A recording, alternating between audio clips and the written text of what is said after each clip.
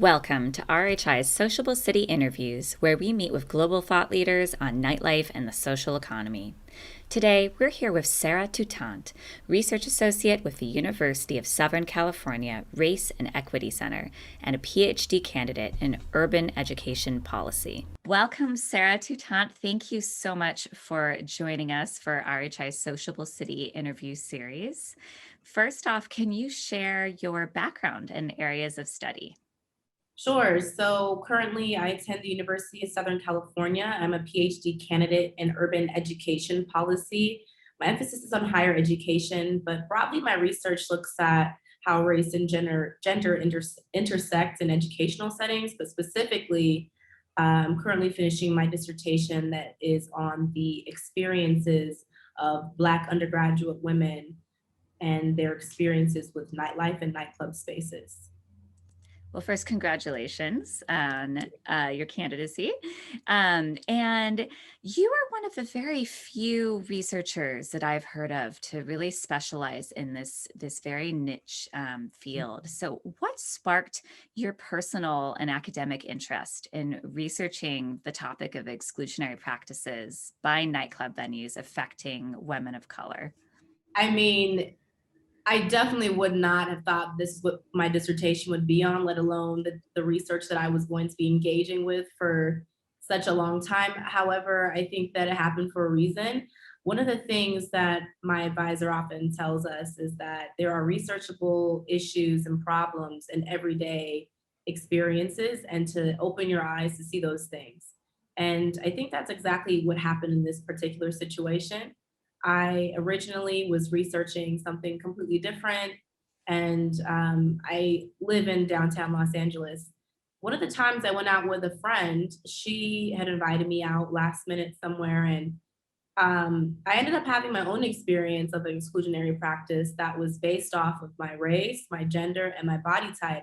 And it was specific to that. And I know that was said because the promoter um, specifically like sent a text message saying that they could not let me in because I didn't fit the look. And he also said that in person to me as well. And it was a very like discriminatory experience. I shared it on Twitter and it went viral.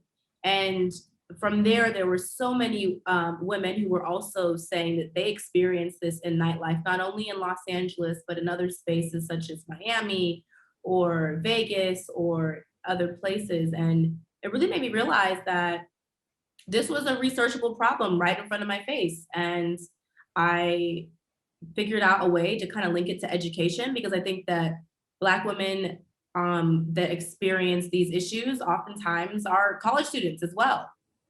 And that's kind of how I got into it. I'm glad that you were able to, make something out of this negative experience that you yourself had. And it's, and so it's so powerful that you've been able to collect some of the shared experiences for others and give voice to that. Something you mentioned, though, kind of struck me as interesting when you mentioned promoters. And I feel like there's been a lot more attention given to the role of, for instance, dress codes as an exclusionary practice, but more affecting men of color, especially African American men. Can you talk a little bit about how are exclusionary practices, how does that differ for men versus women? And it seems like there's a lot more tied into this, that there are some other intersections with mainstream beauty standards, as you mentioned, of body type, of race and gender, but there's a little bit more to unpack there when it comes to women's experiences. Absolutely. And I think that, some of the research that's out there that talks about men of color's experiences, in some ways it is similar to the experiences of women of color and Black women. But in other ways, there are other things that we need to think about, such as body type. In my research, I found that there is a particular body type that these nightclubs do gravitate towards, and oftentimes it's not the aesthetic of a Black woman. And by body type, I also mean by hairstyle as well.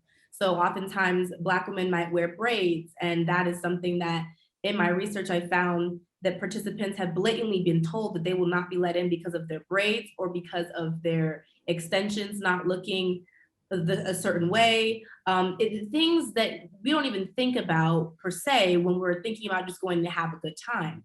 So, in terms of women in particular, I think it's really important to think about body type, hairstyle, as well as dress code, as well as gender and race, and how all those things kind of intersect to create this holistic look of what nightlife is going for. And I do want to be specific.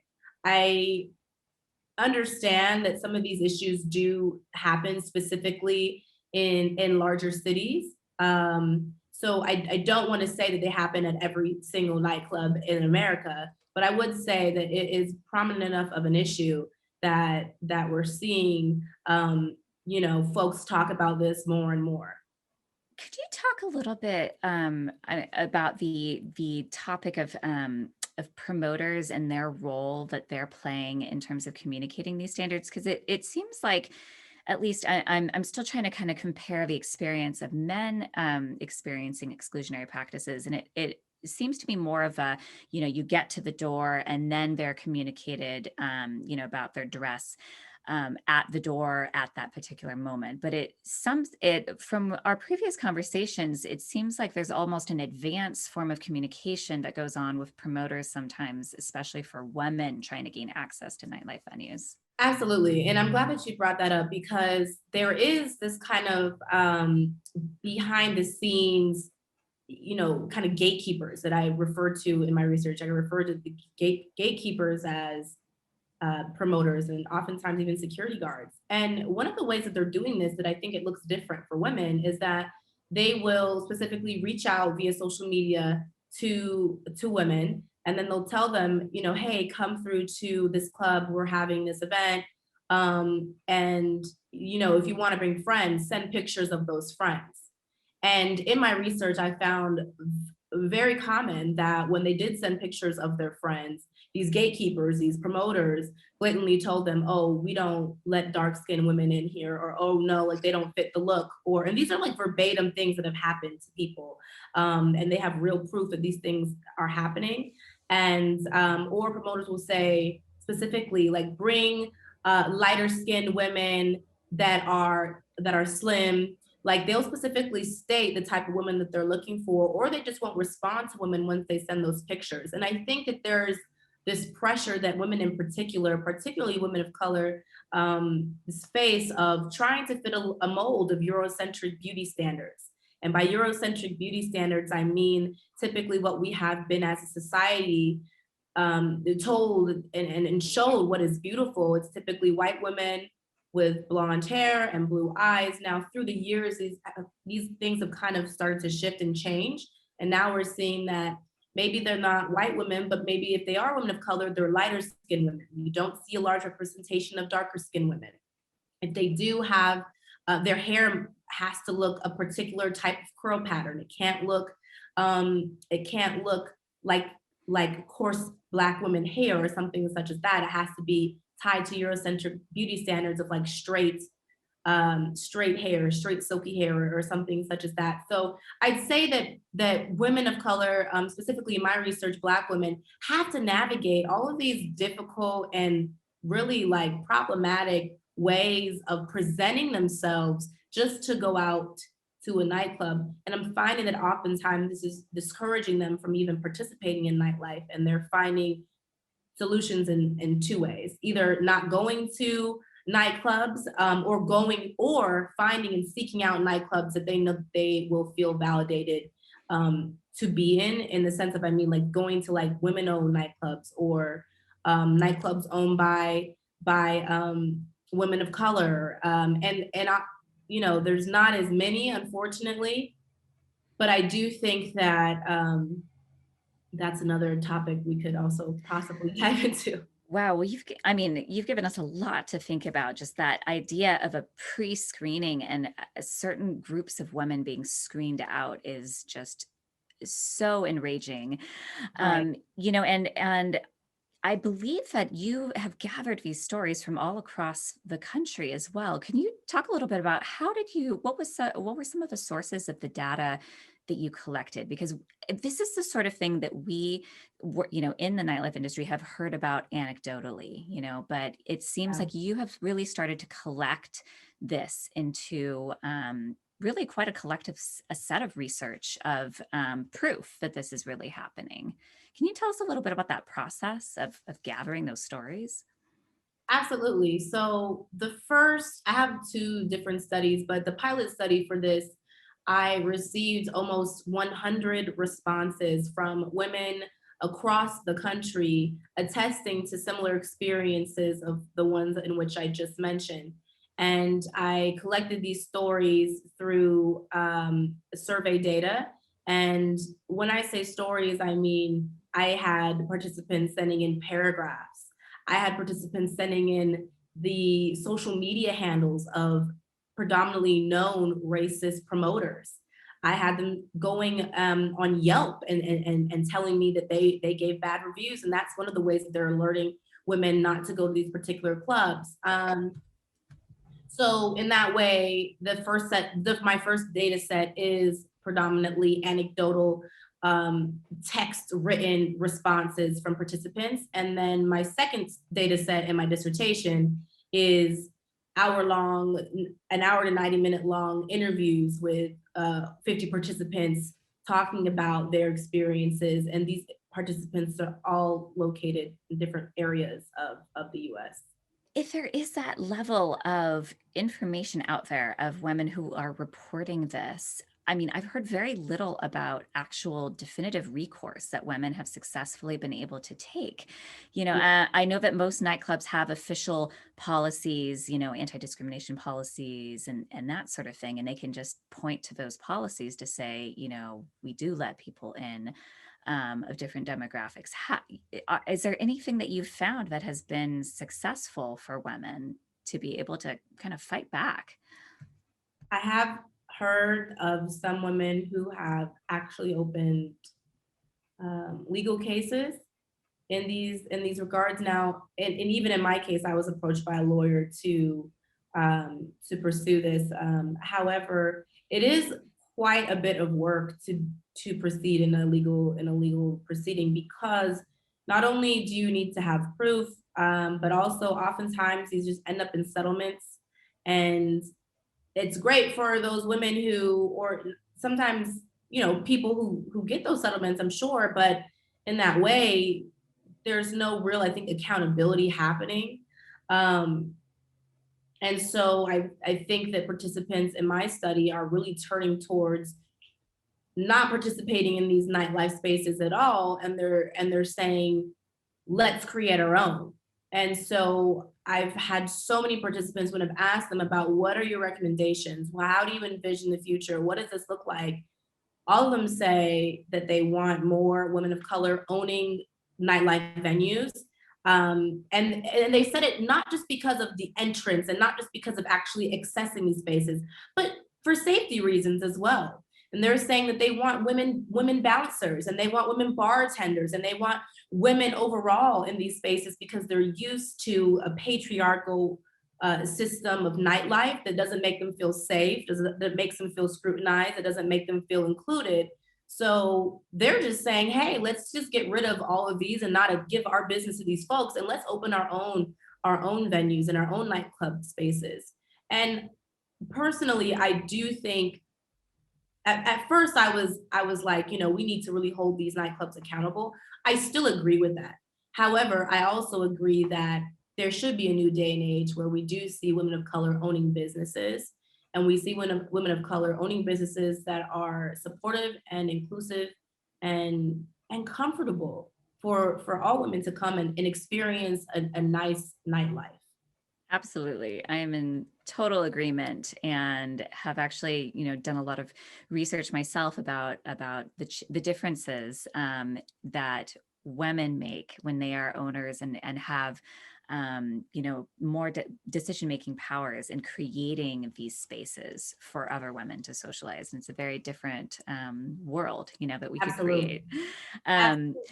And I think that's really, I think, well, and that's really kind of a note of hope in a way, that they are taking these experiences and they are more motivated, and it sounds like they are empowered to create spaces where they would feel welcome and others would as well. You mentioned this really interesting concept of gatekeepers, and because what you're suggesting, and what we also advocate for at RHI, is really a cultural shift in making nightlife spaces feel more welcoming and inclusive and comfortable to more people, especially women.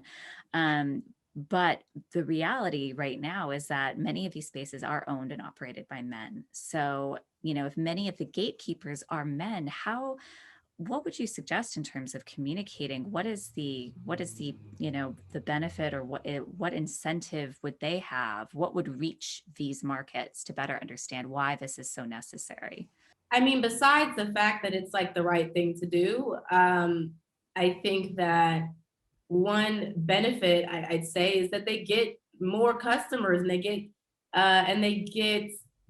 the reputation of being an inclusive space, and with that comes more people from different backgrounds. With that comes better reviews for your place and your institution of business.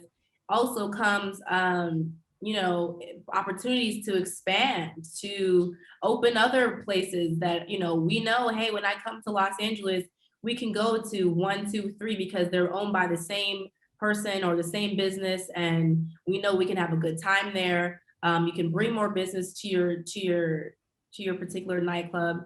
And I think that, honestly, just to be very transparent, um, that's those are the biggest benefits. I can't necessarily think of anything else, and I think that's why this issue is such a predominant issue, is because we're really trying to tell people, hey, can you just do the right thing? Can you just treat everyone the way in which they need to be treated? And that's why I think that the best kind of outcome is to say, let's create our own. And when I say let women of color create their own businesses in nightlife, I also argue that they should be compensated, and there should be like grant programs for them to get started and be business owners, because it's no easy feat to open a space like that.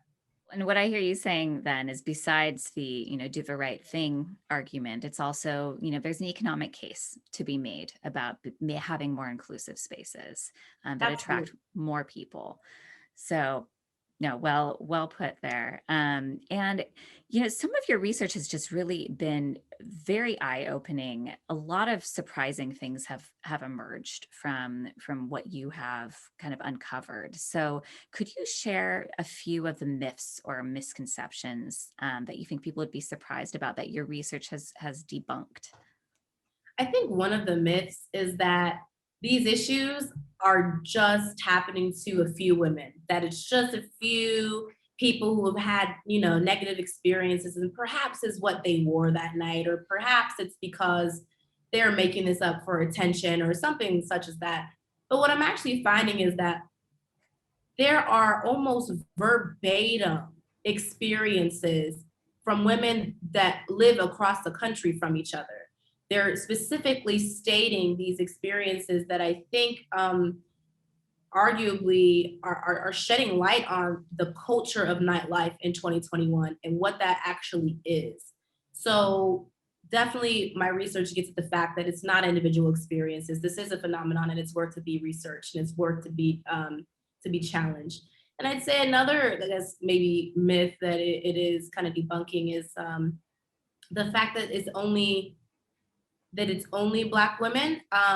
One of the things that's coming up too is this idea of body type, and that just taking race out of it, that body type for all women is something that's also kind of coming up, and the idea of fat phobia is coming up, and like what that means for people that identify, um, as fat or as people, and that even the word fat in our society is something that we stray away from, and that we think it's like a bad word or something. And something that I'm realizing in my research as well is that, um, body type is extremely important, and then you add race into it, and then it also adds other factors on as well. So that's something that I think I want to get at and kind of do some work on. I have some colleagues that are doing work on fat phobia as well. And so I plan on citing their work too. Well, I really hope your work inspires other researchers to dive deep into these topics because I think that you're really shedding light into some very key intersections that really are affecting women in particular ways regarding accessing nightlife. And as we go, as we continue to move forward in 2021, we're starting to have hope and optimism again. Any final thoughts that you would like to convey as cities are reopening their nightlife? How can we strive for better? I think that having opportunities to engage in conversations around nightlife is of utmost important of utmost importance, excuse me, because I don't think that we talk about nightlife that much. It's kind of just there, but it's important to talk about it so that we can kind of create better experiences for folks. And I think as nightclubs are reopening after not after COVID, we're still here, but as we're seeing things starting to reopen and hope with the vaccines and things of that nature, I'd say I encourage, nightlife venues and owners to think about what they want to do differently as they reopen. And that could be as simple as the people that you share on your social media with. That could be as simple as creating some type of strategic plan to make sure that all of your employees, promoters included, are on the same page of how we treat people at this institution of business. And I think that I am hopeful for more women of color to start opening their businesses. I am too. So, on that hopeful note, thank you so much, Sarah, for participating in this interview. You've left us with a lot of food for thought and some thoughts on our optimistic future. Thanks so much. All right. Thank you.